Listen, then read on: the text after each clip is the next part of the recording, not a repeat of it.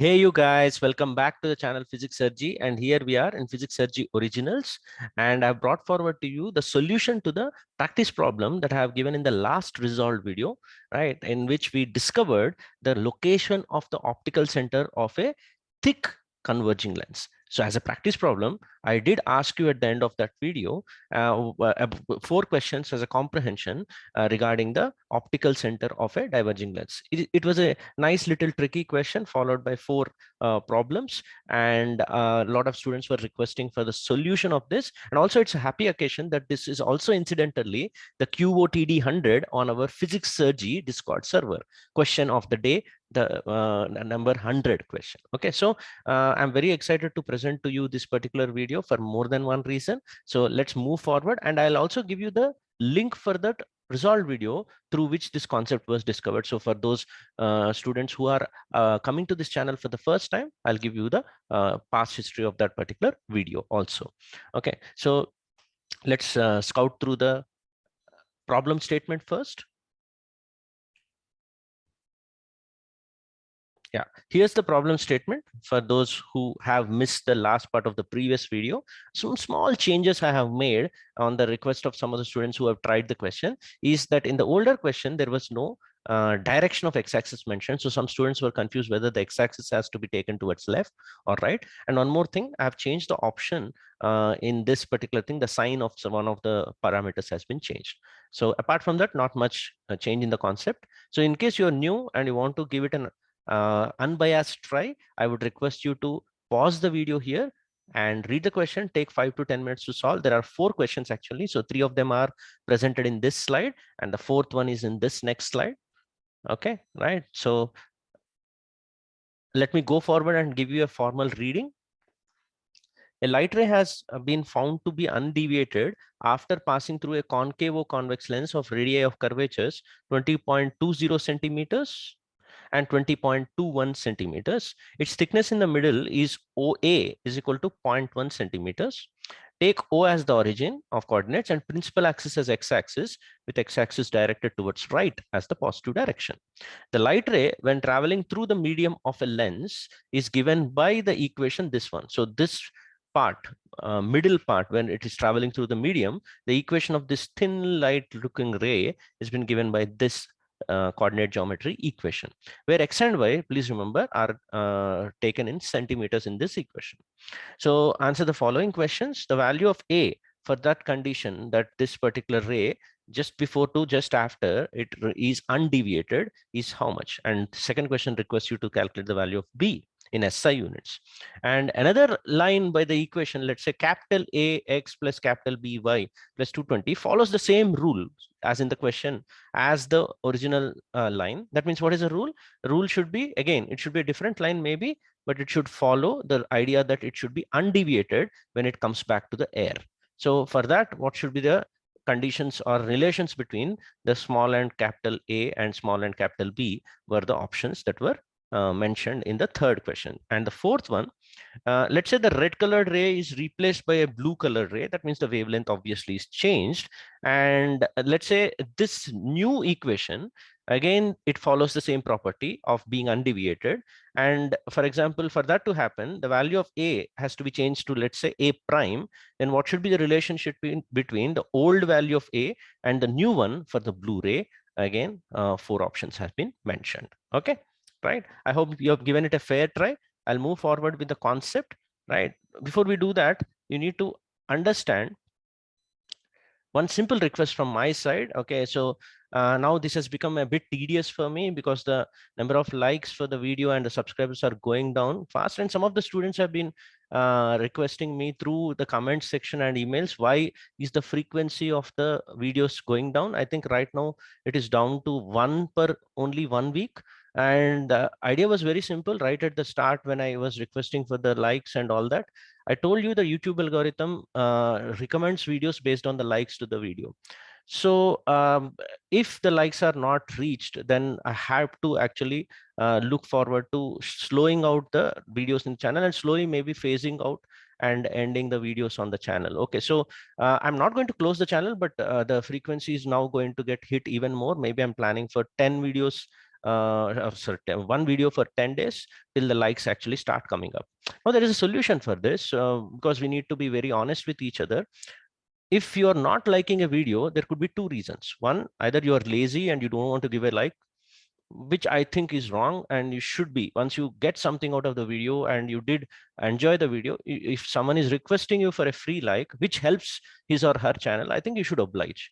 Second, maybe I'm thinking that the video is good and but it is not true, and the subject that is being presented or the videos that are being presented in this channel are pretty much repetitive, old, or you have already learned them and there's nothing new that you're getting out of it. You need to at least honestly tell me in the comment section. So either give a like or at least comment what is not good so that we can improve. Otherwise, if that communication is broken, I think we need to close the channel. Okay, so I'm just pouring my heart out in this special video because I'm happy at the same time, but I'm slightly discontent with the response that I'm getting.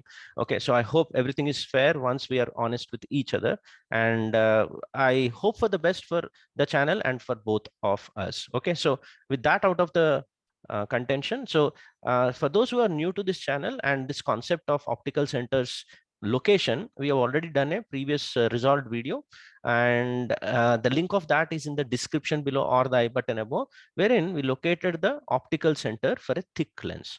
I know I have done that for a converging lens, but the concept can be repeated for a diverging one also. It's the same similar geometry that we did in that particular slide. So for those who want to have an elaborate discussion, please go to that video and understand the location. So for those who want to skip that part and go through it very quickly or revise because it's an old video, so this was the slide that I did at that point of time for the previous video. Again, I'm not going to go to the entire discussion. That's a waste of time in this video. So I request you to go to that video and understand how we did the similar triangles, how we took the undeviated condition and all that. The final result that we got in that is that the distance of the optical center, you could see somewhere here it hits the particular axis. The ratio in which it divides the thickness is the direct ratio of the radii.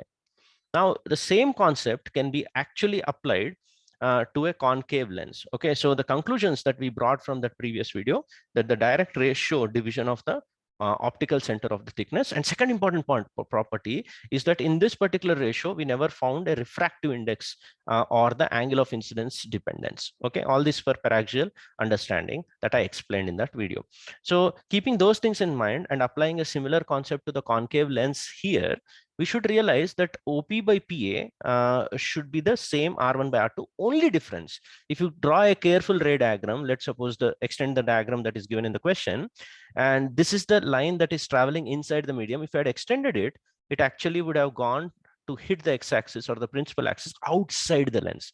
So you could have associated a sign convention to R1 and R2, or mathematically realized that optical center would lie outside upon derivation in a similar way. I've skipped the derivation because I did it in the previous video. And this line that is inside has been given as this when x and y are in centimeter. So substituting the value of x and t into these expressions, you would end up getting x by x plus t is equal to ratio of radii, which were smartly given in form of 2020 and 2021. These are the two important years for this channel where we got a lot of love, and I hope we progress forward and get similar love in 2022, and I continue to make such decent questions. Okay, right?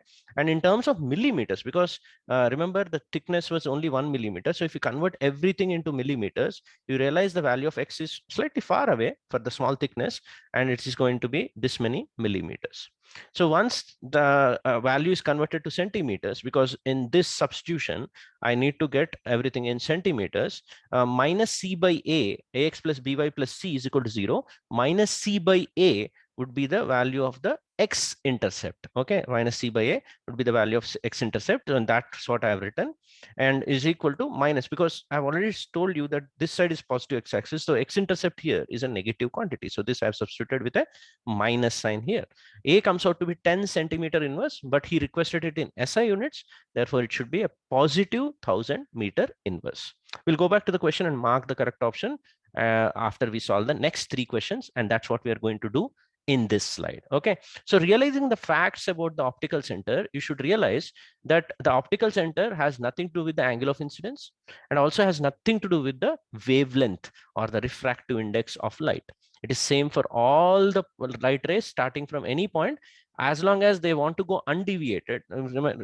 Try to see original light ray that is given in the question and another one. If I were to follow the same rule traveling inside, if you had extended that inside ray back imaginarily, it would have to pass through the same point. Optical center is common. Okay, which translates to saying that in these family of lines, your x-intercept should be unique. There is no unique value for the y-intercept. So B may not have a unique value, but A should have a unique value once 2020 is fixed. Okay, and that's what we have written here. So let me go back to that original slide of the question and mark all the options that are required for completing the question. And please do understand, I'll have a practice problem at the end. So stay back for that. Okay, so let me mark the correct answers. Okay, for the first one, answer should be this, right? And for the second one, because you cannot determine a unique value for B for the given conditions, you can have multiple y-intercepts for the same reason. You say answer is not determinable. And if another family of lines with A, B being changed with 2020 the same, since x-intercept has to be the same, you need to have small a and capital A to be the same. You can't determine anything about B, or slope could be different, angle of incidence could be different. And if you go forward to the fourth question, even for the blue ray, the value of small a should be equal to A prime.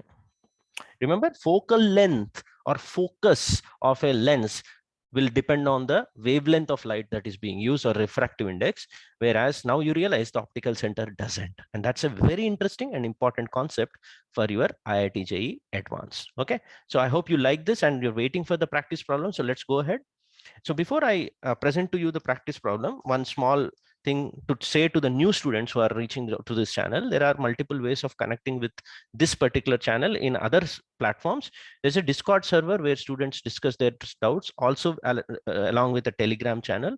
And there is a website where all the videos of this particular channel and future lectures will be arranged in a topic-wise playlist manner, so enables students to revise faster. And also there is a social media presence for non-aspirants. So I don't recommend students to waste their time on social media. At the bottom three, the top three are academic importance, so they are of some use. The bottom three are for those other people who are just interested in connecting to me. All the links of these connections are mentioned in the about me section of this channel.